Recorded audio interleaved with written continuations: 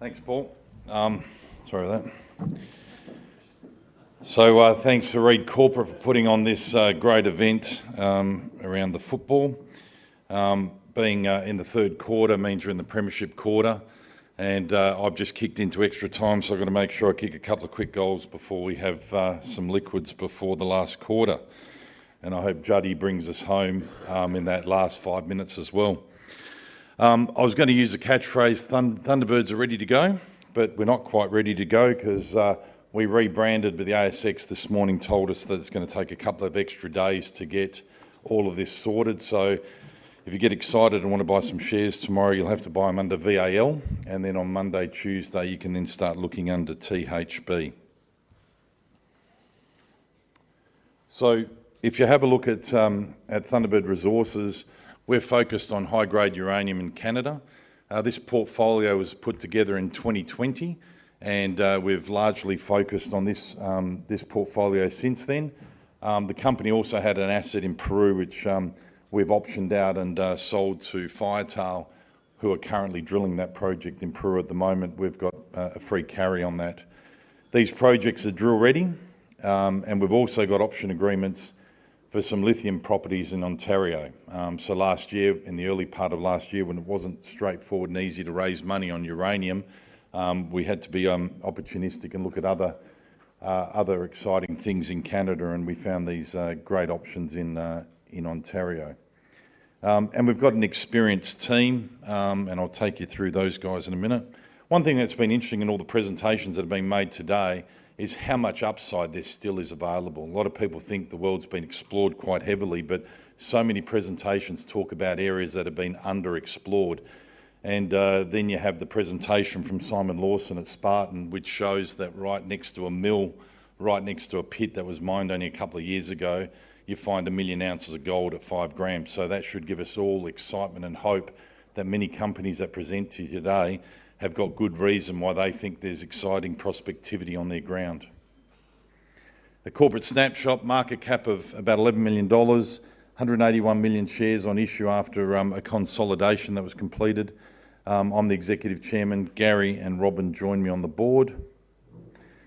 So I've been involved in uranium since 2000, associated with the Olympic Dam deposit in this great state, and then also explored for uranium in Tanzania, Western Australia, the United States, and now Canada.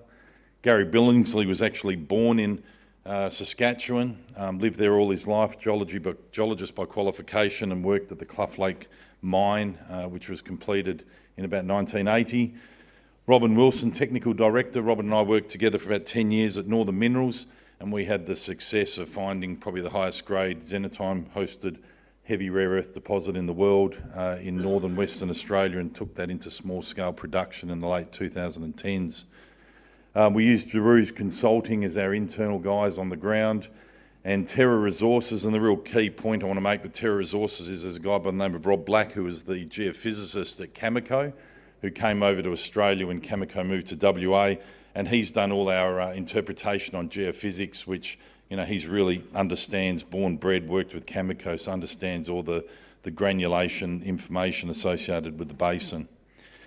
ESG, licence to operate. I mean, it's just good business to do that. We've got a track record with our native title negotiations with Northern Minerals up in the northern part of Western Australia.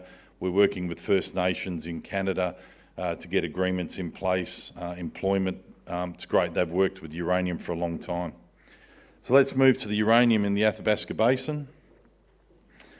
So we've got, whilst there's 5 named there, we've got 4 key projects associated with our uranium portfolio. They're ranked in order of prospectivity. So Hidden Bay number 1, Cluff Lake number 2, Surprise Creek, and then finally Hook Lake. And I'll take you through what each one of them presents. An amazing thing about the basin is that it has had quite a limited amount of modern exploration done to it.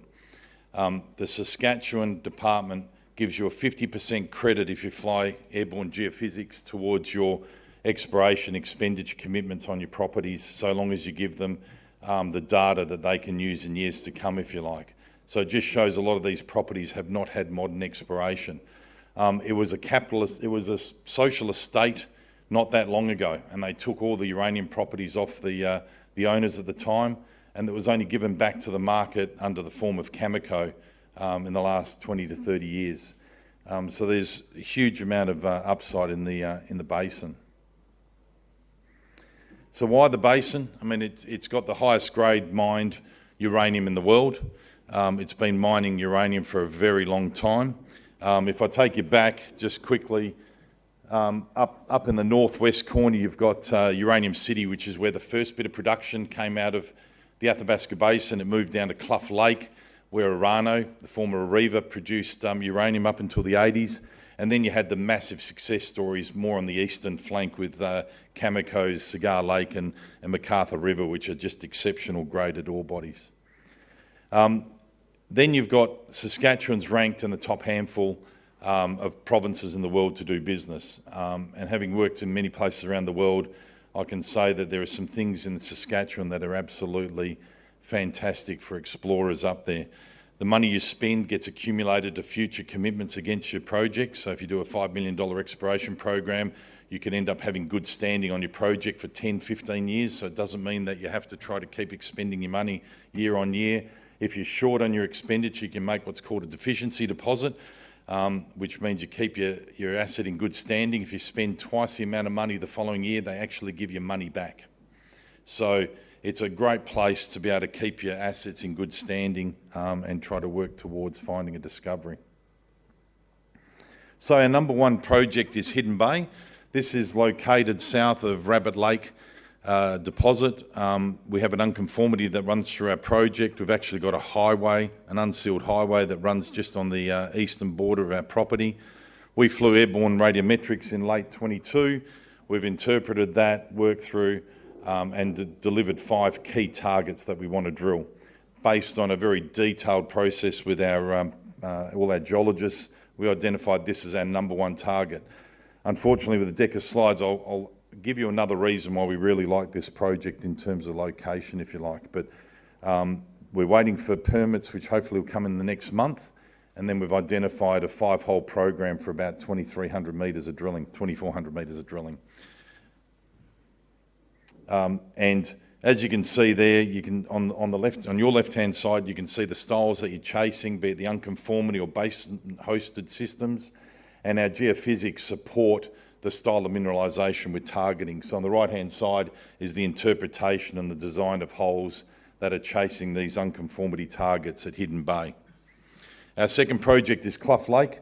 Clough Lake's located near both the Clough Lake historical mine, which is about 7 kilometres away from the trend on our properties, and that produced about 60 million pounds at nearly 1% outcropping at surface. And then you have the Shea Creek deposit, which is owned in joint venture between UEX and Orano, and that's got about 100 million pounds at 1.3%. The challenge of that undeveloped deposit, it's 800 metres deep. So we have our 2 key areas of targets there. What's exciting us here is, again, we flew airborne radiometrics and mags, interpreted it, and our key targets are located between 50 and 150 metres.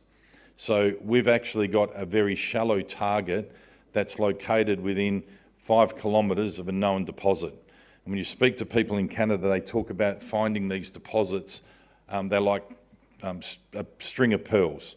So the opportunity for us, where we've got these trends that are running northwest, that are sitting along strike from both Clough Lake and Shea Creek. So we're super excited about this project. We've actually got our drill permits in place for this, and they're in place till August 2025. So that's a ready-to-go project. Hook Lake.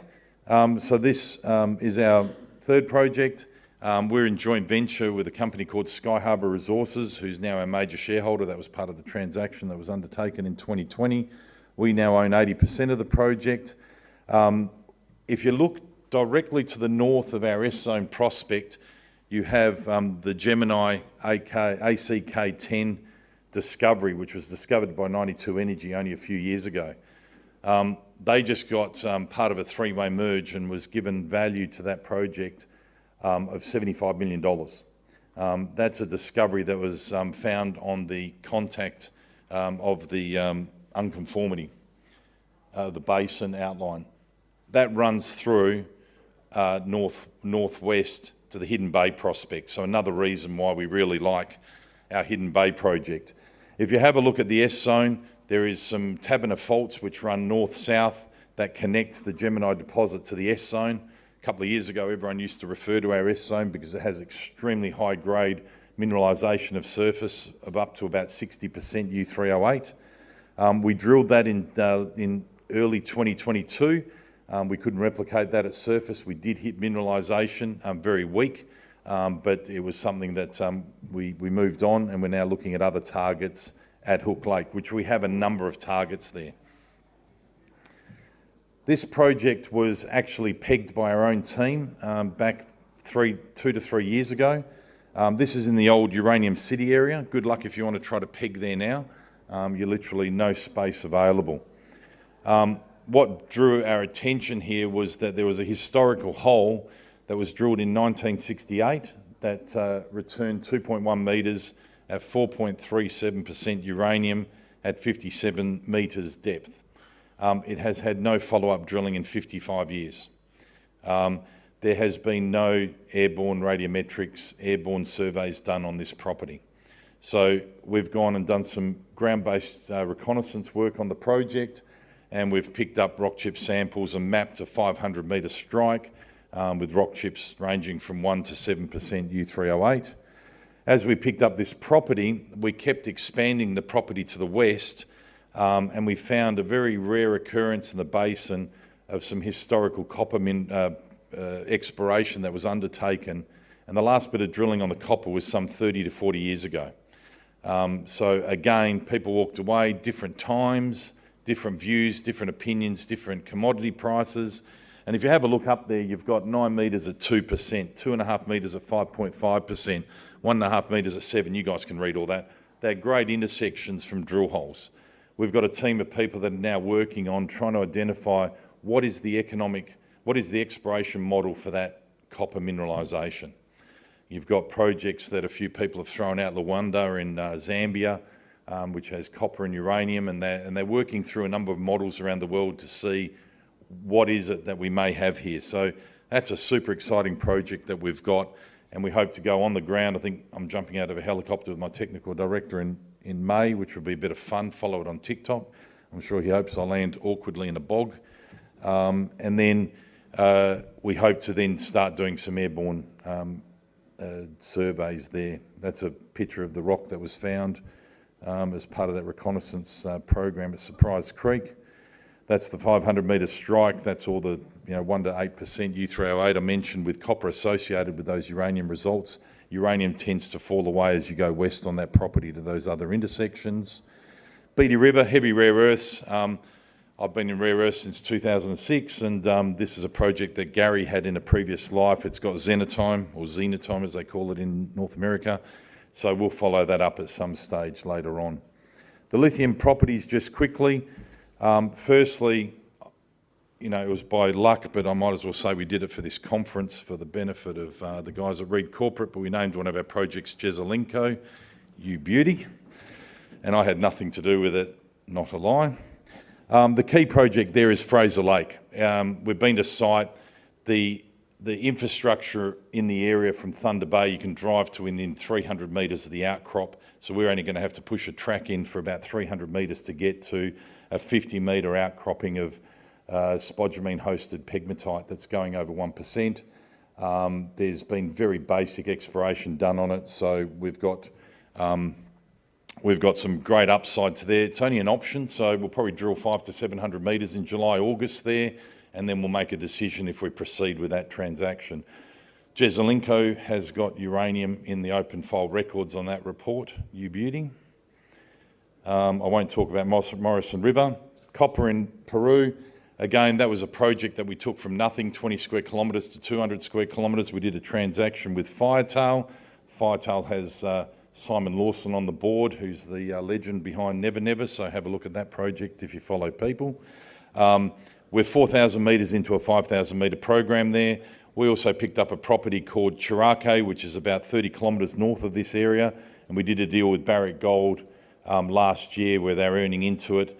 caught up with them at PDAC and they rate it as one of their best projects in Peru at the moment. They're drilling to the west of it, waiting to get permits so they can drill the Chirake project. So that's all great. So in summary, the proposition for Thunderbird, I feel like I'm on, I've taken a mark after the siren, I'm about to kick a goal. We've got drill-ready targets ready to drill in the next 12 months. Surprise Creek's, that's our number 4 project, and that's got an outstanding historical target. Athabasca's a great place to be. Yes, it's expensive. Yes, it's got difficulty when it comes to infrastructure, but it's got a bucket load of positives to it, which outweigh the challenges of the helicopter drilling, etc. Lithium, board track record in exploration production. We've monetised our Peruvian proposition, and there's copper at Surprise Creek. Thank you very much.